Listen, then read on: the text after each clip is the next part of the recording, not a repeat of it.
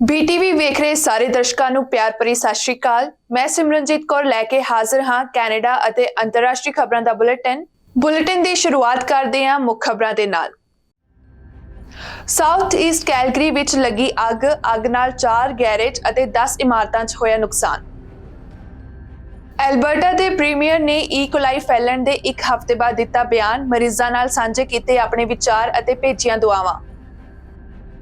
Libya 'ਚ Daniel ਤੂਫਾਨ ਨੇ ਮਚਾਈ ਤਬਾਹੀ, ਤੱਟਵਰਤੀ ਸ਼ਹਿਰ 'ਚ ਹੜ੍ਹ ਕਾਰਨ 2000 ਤੋਂ ਵੱਧ ਮੌਤਾਂ ਦਾ ਖਦਸ਼ਾ। ਮੋਰੋਕੋ 'ਚ ਆਏ ਭੂਚਾਲ ਨਾਲ ਮਰਨ ਵਾਲਿਆਂ ਦੀ ਗਿਣਤੀ 2400 ਤੋਂ ਪਾਰ, 2000 ਤੋਂ ਵੱਧ ਲੋਕ ਜ਼ਖਮੀ। ਸਹਾਇਤਾ ਟੀਮਾਂ ਕਸਬਿਆਂ ਤੱਕ ਪਹੁੰਚਣ ਦੀ ਕਰ ਰਹੀਆਂ ਹਨ ਕੋਸ਼ਿਸ਼। ਹੁਣ ਖਬਰਾਂ ਵਿਸਥਾਰ ਨਾਲ। ਸਾਊਥ ਈਸਟ ਕੈਲਗਰੀ ਵਿੱਚ ਅੱਗ ਲੱਗਣ ਨਾਲ 10 ਇਮਾਰਤਾਂ ਅਤੇ 4 ਗੈਰੇਜ ਸੜ ਕੇ ਸੁਆਹ ਹੋ ਗਏ। ਕੈਲਗਰੀ ਫਾਇਰ ਡਿਪਾਰਟਮੈਂਟ ਦੀ ਜਾਣਕਾਰੀ ਮੁਤਾਬਕ 4 ਗਰਾਜਾਂ ਵਿੱਚੋਂ 3 ਗਰਾਜ ਦਾ ਜ਼ਿਆਦਾ ਨੁਕਸਾਨ ਹੋਇਆ ਹੈ, ਜਦਕਿ 1 ਗਰਾਜ ਦਾ ਸਾਰਾ ਢਾਂਚਾ ਨੁਕਸਾਨਿਆ ਗਿਆ ਹੈ। ਨਾਲ ਹੀ 3 ਘਰਾਂ ਅਤੇ 7 ਹੋਰ ਢਾਂਚਿਆਂ ਨੂੰ ਸਾਈਡਿੰਗ, ਖਿੜਕੀਆਂ ਅਤੇ ਕੁਝ ਹੋਰ ਸਟਰਕਚਰਲ ਨੁਕਸਾਨ ਹੋਇਆ ਹੈ। ਜੈਮੀ ਹੈਨਾਫੋਰਡ ਕੈਲਗਰੀ ਫਾਇਰ ਦੇ ਕੁਆਲੀਫਾਈਡ ਜ਼ਿਲ੍ਹਾ ਮੁਖੀ ਨੇ ਇਸ ਘਟਨਾ ਨੂੰ ਇੱਕ ਵੱਡੀ ਭਿਆਨਕ ਅੱਗ ਵਜੋਂ ਦੱਸਿਆ ਹੈ। ਉਹਨਾਂ ਨੇ ਕਿਹਾ ਕਿ ਯਕੀਨੀ ਤੌਰ ਤੇ ਇਹ ਇੱਕ ਵੱਡੀ ਭਿਆਨਕ ਅੱਗ ਸੀ, ਪਰ ਇਸ ਪੂਰੀ ਘਟਨਾ ਦੌਰਾਨ ਇਸ ਗੱਲ ਤੋਂ ਬਚਾ ਰਿਹਾ ਕਿ ਕੋਈ ਜਾਨੀ ਨੁਕਸਾਨ ਨਹੀਂ ਹੋਇਆ। ਹੈਨਾਫੋਰਡ ਨੇ ਕਿਹਾ ਕਿ ਇਹ ਹਾਦਸਾ ਅੱਧੀ ਰਾਤ ਨੂੰ ਵਾਪਰਨ ਕਰਕੇ ਤੁਰੰਤ ਨੋਟਿਸ ਵਿੱਚ ਨਹੀਂ ਆਇਆ, ਜਿਸ ਕਰਕੇ ਅੱਗ ਬੁਝਾਉਣ 'ਚ ਥੋੜੀ ਦੇਰ ਹੋ ਗਈ। ਕੈਲਗਰੀ ਫਾਇਰ ਡਿਪਾਰਟਮੈਂਟ ਨੇ ਕਿਹਾ ਕਿ ਪ੍ਰੈਸਵਿਕ ਹਾਈਟ ਸਾਊਥ ਈਸਟ ਦੇ 200 ਬਲਾਕ ਵਿੱਚ ਅੱਗ ਬੀਤੇ ਦਿਨ ਤੜਕੇ 3:30 ਵਜੇ ਦੇ ਕਰੀਬ ਲੱਗੀ ਸੀ। ਅੱਗ ਲੱਗਣ ਦੀ ਜਾਣਕਾਰੀ ਸਭ ਤੋਂ ਪਹਿਲਾਂ ਬੱਚਿਆਂ ਵੱਲੋਂ ਦਿੱਤੀ ਗਈ, ਜਿਨ੍ਹਾਂ ਨੇ ਆਪਣੇ ਪਰਿਵਾਰਕ ਮੈਂਬਰਾਂ ਨੂੰ ਦੱਸਿਆ ਕਿ ਗਰਾਜ ਵਿੱਚ ਅੱਗ ਲੱਗ ਗਈ ਹੈ, ਜਿਸ ਤੋਂ ਬਾਅਦ ਫਾਇਰ ਡਿਪਾਰਟਮੈਂਟ ਨੇ ਆ ਕੇ ਅੱਗ ਬੁਝਾਉਣ ਦੀ ਕੋਸ਼ਿਸ਼ ਕੀਤੀ ਅਤੇ ਅੱਗ ਤੇ ਕਾਬੂ ਪਾਉਣ 'ਚ ਕਰੀਬ 1 ਘੰਟੇ ਦਾ ਸਮਾਂ ਲੱਗਾ। ਇਸ ਦੌਰਾਨ ਘਰਾਂ ਵਿੱਚ ਮੌਜੂਦ ਸਾਰੇ ਲੋਕਾਂ ਨੂੰ ਬਾਹਰ ਕੱਢਿਆ ਗਿਆ ਅਤੇ ਕਿਸੇ ਦੀ ਜ਼ਖਮੀ ਹੋਣ ਦੀ ਸੂਚਨਾ ਨਹੀਂ ਹੈ। ਕੈਲਗਰੀ ਫਾਇਰ ਡਿਪਾਰਟਮੈਂਟ ਨੇ ਕਿਹਾ ਕਿ ਜਾਇਦਾਦ ਤੋਂ 9 ਲੋਕਾਂ ਅਤੇ ਇੱਕ ਬਿੱਲੀ ਨੂੰ ਬਾਹਰ ਕੱਢਿਆ ਗਿਆ ਹੈ। ਵਿਭਾਗ ਨੇ ਅੱਗੇ ਕਿਹਾ ਕਿ ਜ਼ਿਆਦਾਤਰ ਲੋਕ ਆਪਣੇ ਘਰ ਜਾਣ ਦੇ ਯੋਗ ਹੋਣਗੇ, ਸਿਰਫ 2 ਘਰਾਂ ਨੂੰ ਛੱਡ ਕੇ, ਜਿਨ੍ਹਾਂ ਦਾ ਇਸ ਘਟਨਾ ਦੌਰਾਨ ਬਹੁਤ ਨੁਕਸਾਨ ਹੋਇਆ ਹੈ। ਉਹਨਾਂ ਨੇ ਕਿਹਾ ਕਿ ਜਦੋਂ ਤੱਕ ਮੁਰੰਮਤ ਪੂਰੀ ਨਹੀਂ ਹੋ ਜਾਂਦੀ, ਉਦੋਂ ਤੱਕ ਇਹਨਾਂ ਘਰਾਂ ਦੇ ਲੋਕ ਆਪਣੇ ਘਰ ਵਿੱਚ ਵਾਪਸ ਨਹੀਂ ਜਾ ਸਕਣਗੇ। ਫਿਲਹਾਲ ਕੈਲਗਰੀ ਫਾਇਰ ਡਿਪਾਰਟਮੈਂਟ ਵੱਲੋਂ ਮਾਮਲੇ ਵਿੱਚ ਅਜੇ ਵੀ ਜਾਂਚ ਕੀਤੀ ਜਾ ਰਹੀ ਹੈ, ਕਿਉਂਕਿ ਅੱਗ ਲੱਗਣ ਦੇ ਕਾਰਨਾਂ ਦਾ ਅਜੇ ਤੱਕ ਪਤਾ ਨਹੀਂ ਚੱਲਿਆ ਹੈ।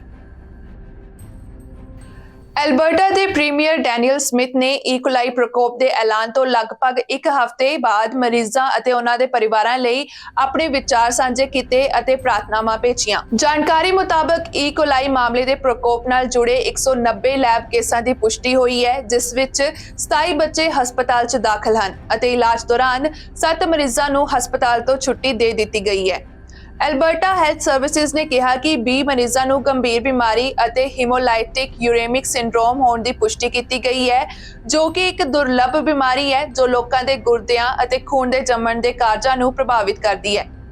Calgary zone medical officer of health doctor Franco Rizzuti ਨੇ ਕਿਹਾ ਕਿ ਇਹ ਗੰਭੀਰ ਬਿਮਾਰੀ ਸ਼ੀਗਾ ਟੌਕਸਿਨ ਪੈਦਾ ਕਰਨ ਵਾਲੀ ਈਕੋਲਾਈ ਦੀ ਲਾਗ ਦਾ ਹਿੱਸਾ ਹੈ।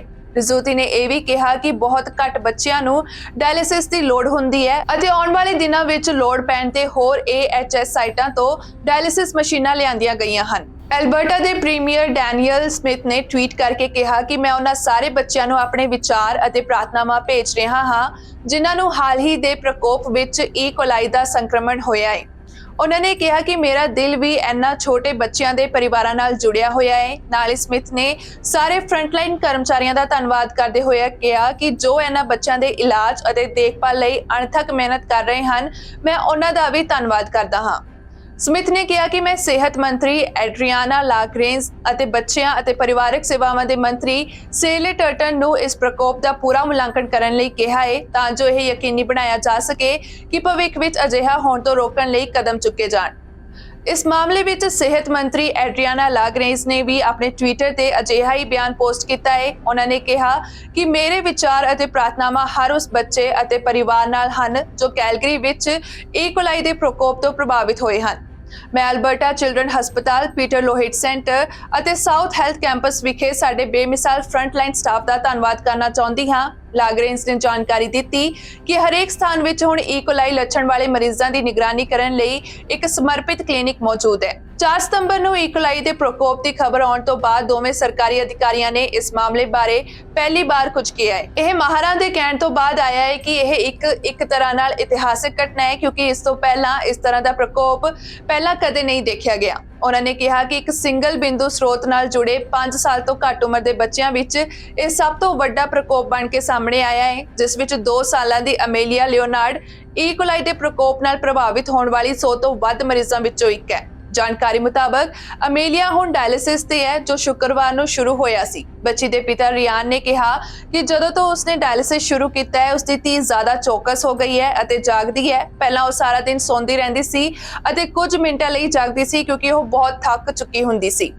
ਰਿਆਨ ਨੇ ਕਿਹਾ ਕਿ ਉਸਦੇ ਵਰਗੇ 80% ਜਾਂ 90% ਬੱਚੇ ਬਿਨਾਂ ਕਿਸੇ ਸਥਾਈ ਨੁਕਸਾਨ ਦੇ ਇਸ ਨੂੰ ਬਾਹਰ ਕੱਢ ਲੈਂਦੇ ਹਨ ਅਤੇ ਫਿਰ ਇਹ ਅਜੀਬ ਹੋ ਜਾਂਦਾ ਹੈ, ਜਿੱਥੇ ਤੁਹਾਡੇ ਗੁਰਦਿਆਂ ਨੂੰ ਨੁਕਸਾਨ ਪਹੁੰਚਦਾ ਹੈ ਅਤੇ ਤੁਹਾਨੂੰ ਆਪਣੀ ਬਾਕੀ ਦੀ ਜ਼ਿੰਦਗੀ ਲਈ ਡਾਇਲਿਸਿਸ ਕਰਨਾ ਪੈਂਦਾ ਹੈ। AHS ਨੇ ਇਸ ਮਾਮਲੇ 'ਚ ਕਿਹਾ ਕਿ ਉਹ ਜੋ ਕੈਲਗਰੀ ਖੇਤਰ ਵਿੱਚ ਕਈ ਡੇ ਕੇਅਰਸ ਮੌਜੂਦ ਹਨ, ਉਹਨਾਂ ਦੀ ਕੇਂਦਰੀ ਰਸੋਈ ਤੋਂ ਨਮੂਨੇ ਇਕੱਠੇ ਕਰ ਰਿਹਾ ਹੈ ਅਤੇ ਨਾਲ ਹੀ ਇਸ ਮਾਮਲੇ 'ਚ ਜਾਂਚ ਕਰ ਰਿਹਾ ਹੈ। ਹਾਲਾਂਕਿ ਫੈਲਣ ਦੇ ਸਹੀ ਸਰੋਤ ਦੀ ਅਜੇ ਪੁਸ਼ਟੀ ਨਹੀਂ ਕੀਤੀ ਗਈ ਹੈ। ਐਲਬਰਟਾ ਹੈਲਥ ਸਰਵਿਸਿਜ਼ ਨੇ ਕਿਹਾ ਕਿ ਡੇ ਕੇਅਰਸ ਦੀ ਕੇਂਦਰੀ ਰਸੋਈ ਇਸ ਸਮੇਂ ਬੰਦ ਕੀਤੀ ਗਈ ਹੈ। ਸਮਿਥ ਅਤੇ ਲਾਗਰੇਂਸ ਦੇ ਬਿਆਨ ਵੀ ਸ਼ੁੱਕਰਵਾਰ ਸਵੇਰੇ ਮਾਪਿਆਂ ਦੇ ਇੱਕ ਸਮੂਹ ਦੁਆਰਾ ਸੰਭਾਵਿਤ ਕਲਾਸ ਐਕਸ਼ਨ ਲਈ ਦਾਅਵੇ ਦਾ ਬਿਆਨ ਦਰਜ ਕਰਨ ਤੋਂ ਬਾਅਦ ਆਏ ਹਨ। ਮਾਇਆ ਟੋਮਯੋਨੋਵਿਚ coming and ਗਲੈਸਪੀ lawyers the partner ਨੇ ਕਿਹਾ ਕਿ ਫਿਊਲਿੰਗ ਬ੍ਰੇਨ ਅਕੈਡਮੀ, ਕੇਂਦਰੀ ਰਸੋਈ ਅਤੇ ਹੋਰ ਸਹੂਲਤਾਂ ਦੁਆਰਾ ਚਲਾਏ ਜਾਂਦੇ ਸਾਰੇ ਡੇ ਕੇਅਰਾਂ ਦੇ ਦਾਅਵਿਆਂ ਦੇ ਬਿਆਨ ਵਿੱਚੋਂ ਇੱਕ ਹੈ। ਇਹਨਾਂ ਦਾਅਵਿਆਂ ਦੇ ਬਿਆਨ ਵਿੱਚ ਇਹ ਕਿਹਾ ਗਿਆ ਹੈ ਕਿ ਲਾਪਰਵਾਹੀ, ਅਸਥਾਈ ਅਤੇ ਅਸੁਰੱਖਿਅਤ ਭੋਜਨ ਸਟੋਰੇਜ ਤਿਆਰ ਕਰਨ ਅਤੇ ਸੰਭਾਲਣ ਦੇ ਅਭਿਆਸਾਂ ਦੇ ਨਤੀਜੇ ਵਜੋਂ ਈਕੋਲਾਈ ਦੀ ਲਾਗ ਕਈ ਤਰ੍ਹਾਂ ਦੀਆਂ ਬਿਮਾਰੀਆਂ, ਭਾਵਨਾਤਮਕ ਪਰੇਸ਼ਾਨੀ ਅਤੇ ਆਮਦਨੀ ਦਾ ਨੁਕਸਾਨ ਅਤੇ ਹਾਊਸਕੀਪਿੰਗ ਸਮਰੱਥਾ ਦਾ ਨੁਕਸਾਨ ਹੋਇਆ ਹੈ ਤੇ ਉਹ ਹੋਰ ਨੁਕਸਾਨਾਂ ਦੇ ਨਾਲ-ਨਾਲ ਪ੍ਰਤੀ ਕਲਾਸ ਮੈਂਬਰ $1,50,000 ਦੀ ਮੰਗ ਕਰਦੇ ਹਨ। ਫਿਲਹਾਲ ਅਦਾਲਤ ਵਿੱਚ ਇਹਨਾਂ ਵਿੱਚੋਂ ਕਿਸੇ ਵੀ ਦਾਅਵੇ ਦੀ ਜਾਂਚ ਨਹੀਂ ਕੀਤੀ ਗਈ ਹੈ। AHS ਨੇ ਕਿਹਾ ਕਿ ਉਹ ਬੀਤੇ ਦਿਨ ਤੋਂ 4 ਸੁਵਿਧਾਵਾਂ ਨੂੰ ਬੰਦ ਕਰਨ ਦੇ ਆਦੇਸ਼ਾਂ ਨੂੰ ਰੱਦ ਕਰ ਰਿਹਾ ਹੈ, ਜਦੋਂ ਤੱਕ ਕਿ ਉਹਨਾਂ ਸਾਈਟਾਂ ਵਿੱਚੋਂ ਕੋਈ ਵੀ ਈਕੋਲਾਈ ਲਈ ਸਕਾਰਾਤਮਕ ਟੈਸਟ ਨਹੀਂ ਕਰਦਾ ਹੈ। ਇਹਨਾਂ ਵਿੱਚ fueling brain Brisland, Little Oak early education, Alban branch ਅਤੇ ਬ੍ਰੇਨੀਅਰ ਅਕੈਡਮੀ ਸ਼ਾਮਿਲ ਹਨ। AHS ਨੇ ਇੱਕ ਬਿਆਨ ਵਿੱਚ ਕਿਹਾ ਕਿ ਜਨਤਕ ਸਿਹਤ ਇੰਸਪੈਕਟਰਾਂ ਨੇ ਇਹਨਾਂ 4 ਸੁਵਿਧਾਵਾਂ ਨੂੰ ਦੁਬਾਰਾ ਖੋਲ੍ਹਣ ਦੀ ਤਿਆਰੀ ਦਾ ਮੁਲਾਂਕਣ ਕੀਤਾ ਹੈ ਅਤੇ ਇਹ ਯਕੀਨੀ ਬਣਾਇਆ ਹੈ ਕਿ ਉਹਨਾਂ ਨੇ ਸਫਾਈ ਅਤੇ ਰੋਗਾਣੂ ਮੁਕਤ ਕਰਨ ਵਰਗੇ ਢੁਕਵੇਂ ਉਪਾਅ ਕੀਤੇ ਹਨ। ਹੋਰ 7 ਸੁਵਿਧਾਵਾਂ ਦੇ ਮੰਗਲਵਾਰ ਨੂੰ ਆਰਡਰ ਰੱਦ ਕਰ ਦਿੱਤੇ ਜਾਣਗੇ। ਹਾਲਾਂਕਿ ਸਾਰੇ ਸਟਾਫ ਅਤੇ ਛੋਟੇ ਬੱਚਿਆਂ ਨੂੰ ਗੈਸਟ੍ਰੋਇੰਟੈਸਟਾਈਨਲ ਲੱਛਣ ਨਹੀਂ ਦਿਖਾਉਣੇ ਚਾਹੀਦੇ ਅਤੇ ਡੇ ਕੇਅਰ ਵਿੱਚ ਵਾਪਸ ਆਉਣ ਤੋਂ ਪਹਿਲਾਂ ਈਕੋਲਾਈ ਲਈ ਨਕਾਰਾਤਮਕ ਟੈਸਟ ਕਰਨਾ ਚਾਹੀਦਾ ਹੈ, ਜਿਸ ਲਈ ਸਾਰਿਆਂ ਨੂੰ ਸਿਹਤ ਅਧਿਕਾਰੀਆਂ ਤੋਂ ਮਨਜ਼ੂਰੀ ਦੀ ਲੋੜ ਹੋਵੇਗੀ। ਮੈਡੀਟੇਰੀਅਨ ਸਾਗਰ ਵਿੱਚ ਉੱਠੇ ਤੂਫਾਨ ਡੈਨੀਅਲ ਦੇ ਕਰਕੇ ਆਏ ਹੜ੍ਹ ਨੇ ਲੀਬੀਆ ਵਿੱਚ ਬਹੁਤ ਤਬਾਹੀ ਮਚਾਈ ਹੋਈ ਹੈ। ਦੇਸ਼ ਦੇ ਪੂਰਬੀ ਤੱਟ ਤੇ ਸਥਿਤ ਸ਼ਹਿਰ ਡਰਨਾ 'ਚ 2000 ਲੋਕਾਂ ਦੇ ਮਾਰੇ ਜਾਣ ਦੀ ਸੰਭਾਵਨਾ ਹੈ। ਨਿਊਜ਼ ਏਜੰਸੀ AP ਨੇ ਇਹ ਜਾਣਕਾਰੀ ਪੂਰਬੀ ਲੀਬੀਆ ਵਿੱਚ ਬਣੀ ਸਰਕਾਰ ਦੇ ਪ੍ਰਧਾਨ ਮੰਤਰੀ ਓਸਾਮਾ ਦੇ ਹਵਾਲੇ ਤੋਂ ਦਿੱਤੀ ਹੈ। ਅਲ ਮਸਰ ਟੈਲੀਵਿਜ਼ਨ ਸਟੇਸ਼ਨ ਨਾਲ ਫੋਨ ਤੇ ਗੱਲ ਕਰਦੇ ਹੋਏ ਪ੍ਰਧਾਨ ਮੰਤਰੀ ਓਸਾਮਾ ਹਮਦ ਨੇ ਕਿਹਾ ਕਿ ਪੂਰਬੀ ਸ਼ਹਿਰ ਡਰਨਾ 'ਚ 2000 ਲੋਕਾਂ ਦੇ ਮਾਰੇ ਜਾਣ ਦਾ ਖਦਸ਼ਾ ਹੈ, ਜਦਕਿ ਹਜ਼ਾਰਾਂ ਹੋਰ ਲਾਪਤਾ ਦੱਸੇ ਜਾ ਰਹੇ ਹਨ।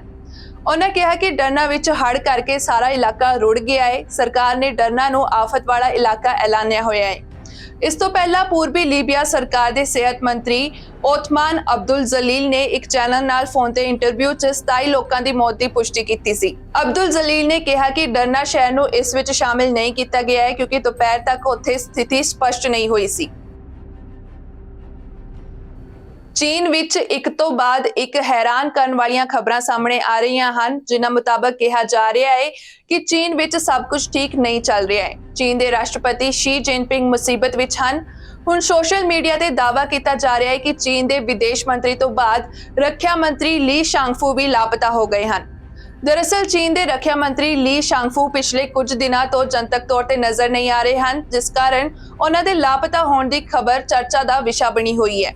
ਦੱਸ ਦਈਏ ਕਿ ਇਸ ਤੋਂ ਪਹਿਲਾਂ ਚੀਨੀ ਫੌਜ ਦੇ ਸ਼ਕਤੀਸ਼ਾਲੀ ਰਾਕਟ ਫੋਰਸ ਦਾ ਜਨਰਲ ਵੀ ਲਾਪਤਾ ਹੋ ਗਿਆ ਸੀ। ਇਸ ਵਾਰ ਜਾਪਾਨ ਵਿੱਚ ਸੰਯੁਕਤ ਰਾਜ ਦੇ ਰਾਜਦੂਤ ਰਹਿਮ ਇਮੈਨੂਅਲ ਨੇ ਦਾਅਵਾ ਕੀਤਾ ਹੈ ਕਿ ਚੀਨੀ ਰੱਖਿਆ ਮੰਤਰੀ ਪਿਛਲੇ 2 ਹਫ਼ਤਿਆਂ ਤੋਂ ਜਨਤਕ ਥਾਵਾਂ ਤੇ ਨਹੀਂ ਦੇਖੇ ਗਏ ਹਨ। ਉਸਨੇ ਸੋਸ਼ਲ ਮੀਡੀਆ ਵੈਬਸਾਈਟ ਐਕਸ ਜੋ ਪਹਿਲਾਂ ਟਵਿੱਟਰ ਸੀ ਤੇ ਆਪਣੀ ਚਿੰਤਾ ਜ਼ਾਹਰ ਕੀਤੀ ਹੈ। ਇਸ ਤੋਂ ਪਹਿਲਾਂ ਚੀਨੀ ਸਮਾਚਾਰ ਏਜੰਸੀ ਨੇ ਕਿਹਾ ਸੀ ਕਿ ਸ਼ੀ ਜਿਨਪਿੰਗ ਨੇ ਰੱਖਿਆ ਮੰਤਰੀ ਦੇ ਸਾਹਮਣੇ ਸੁਰੱਖਿਆ ਅਤੇ ਸਥਿਰਤਾ ਦੇ ਮੁੱਦੇ ਉਠਾਏ ਸਨ। ਰਿਪੋਰਟ ਦੇ ਅਨੁਸਾਰ ਚੀਨੀ ਰੱਖਿਆ ਮੰਤਰੀ ਨੂੰ ਆਖਰੀ ਵਾਰ 29 ਅਗਸਤ 2023 ਨੂੰ ਵੇਖਿਆ ਗਿਆ ਸੀ, ਜਦੋਂ ਉਹਨਾਂ ਨੇ ਬੀਜਿੰਗ ਵਿੱਚ ਆਯੋਜਿਤ ਚੀਨ ਅਫਰੀਕਾ ਸ਼ਾਂਤੀ ਅਤੇ ਸੁਰੱਖਿਆ ਫੋਰਮ ਦੀ ਬੈਠਕ ਵਿੱਚ ਹਿੱਸਾ ਲਿਆ ਸੀ। ਉਦੋਂ ਤੋਂ ਚੀਨ ਦੇ ਰੱਖਿਆ ਮੰਤਰੀ ਨੂੰ ਜਨਤਕ ਤੌਰ ਤੇ ਦੇਖਿਆ ਨਹੀਂ ਗਿਆ ਹੈ। ਦੱਸ ਦਈਏ ਕਿ ਇਸ ਤੋਂ ਪਹਿਲਾਂ ਜੁਲਾਈ ਵਿੱਚ ਚੀਨੀ ਰਾਸ਼ਟਰਪਤੀ ਸ਼ੀ ਜਿਨਪਿੰਗ ਨੇ ਆਪਣੇ ਚੁਣੇ ਹੋਏ ਵਿਦੇਸ਼ ਮੰਤਰੀ ਕਿਨ ਗੈਂਗ ਨੂੰ ਅਚਾਨਕ ਹਟਾ ਦਿੱਤਾ ਸੀ। ਇਸ ਤੋਂ ਬਾਅਦ ਉਹਨਾਂ ਦੀ ਥਾਂ ਵਾਂਗ ਯੀ ਨੂੰ ਵਿਦੇਸ਼ ਮੰਤਰੀ ਬਣਾਉਣ ਦੀ ਖਬਰ ਸਾਹਮਣੇ ਆਈ ਸੀ।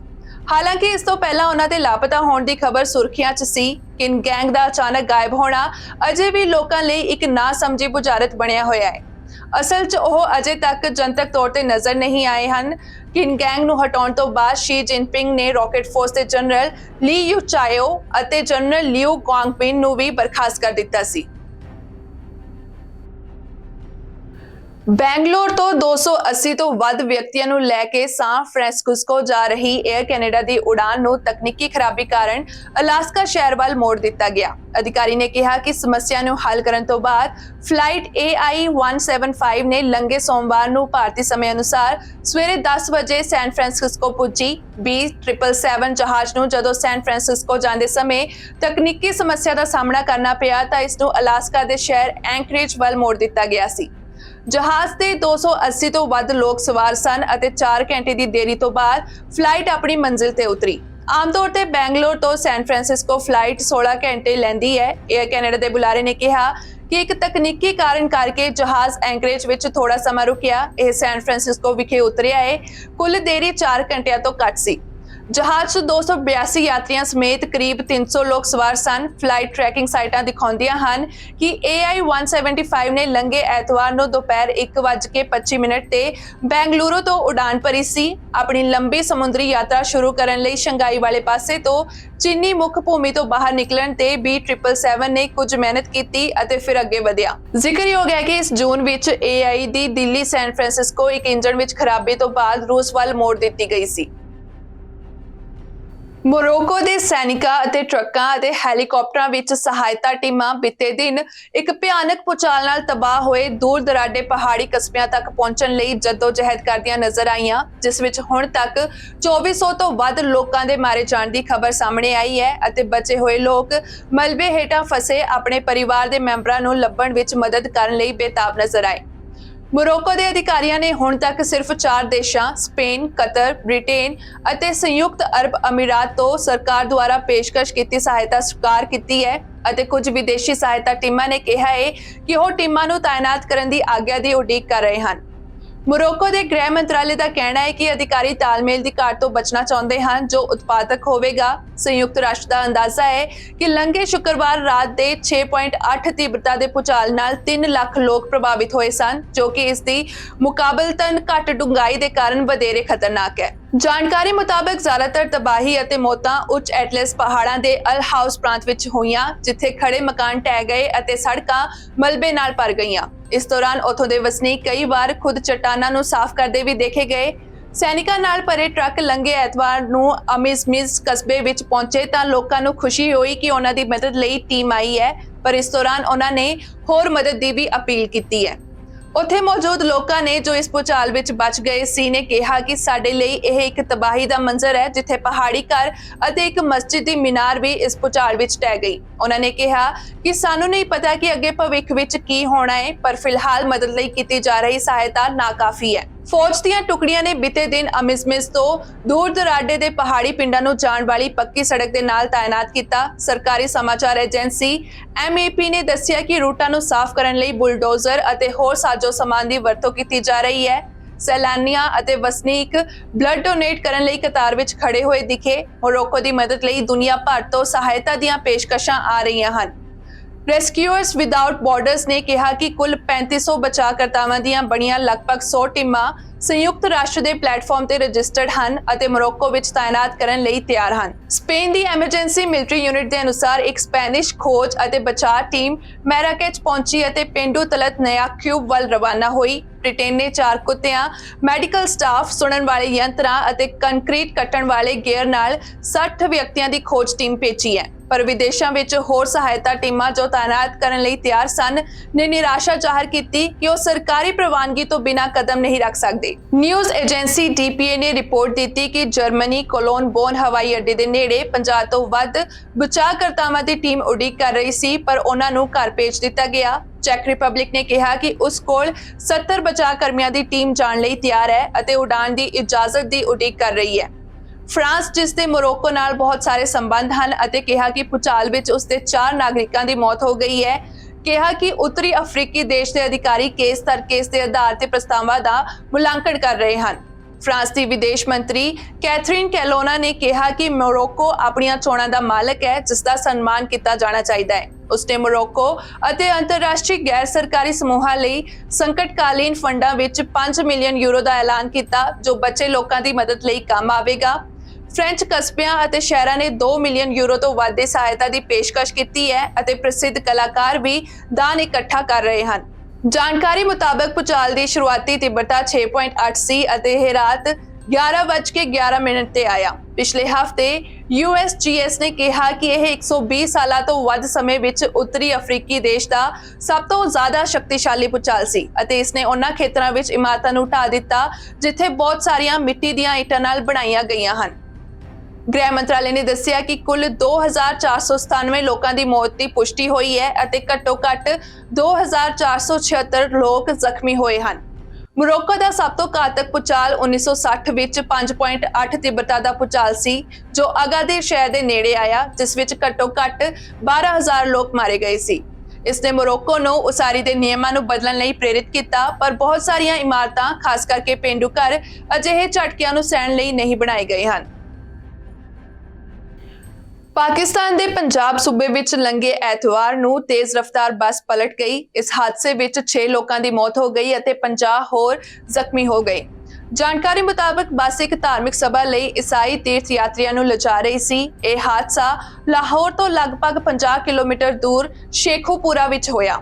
ਬੱਸ ਈਸਾਈ ਤੀਰਥ ਯਾਤਰੀਆਂ ਨੂੰ ਮਰੀਅਮਬਾਦ ਵਿੱਚ ਰਾਸ਼ਟਰੀ ਮੈਰੀਅਨ ਸ਼ਰਾਈਨ ਵਿੱਚ ਧਾਰਮਿਕ ਸਭਾ ਲਈ ਲਿਜਾ ਰਹੀ ਸੀ, ਜਿੱਥੇ ਖਾਨਕਾ ਡੋਗਰਾਨ ਸ਼ੇਖੂਪੁਰਾ ਵਿੱਚ ਇੱਕ ਮੋੜ ਤੇ ਆ ਕੇ ਬੱਸ ਪਲਟ ਗਈ। ਮੌਕੇ ਤੇ ਪਹੁੰਚੀ ਪੁਲਿਸ ਅਤੇ ਬਚਾਅ ਅਧਿਕਾਰੀਆਂ ਨੇ ਜ਼ਖਮੀਆਂ ਨੂੰ ਹਸਪਤਾਲ ਪਹੁੰਚਾਇਆ। ਉਹਨਾਂ ਨੇ ਦੱਸਿਆ ਕਿ 6 ਯਾਤਰੀਆਂ ਦੀ ਮੌਕੇ ਤੇ ਹੀ ਮੌਤ ਹੋ ਗਈ, ਜਦੋਂ ਕਿ 5 ਦੀ ਹਾਲਤ ਗੰਭੀਰ ਦੱਸੀ ਜਾ ਰਹੀ ਹੈ।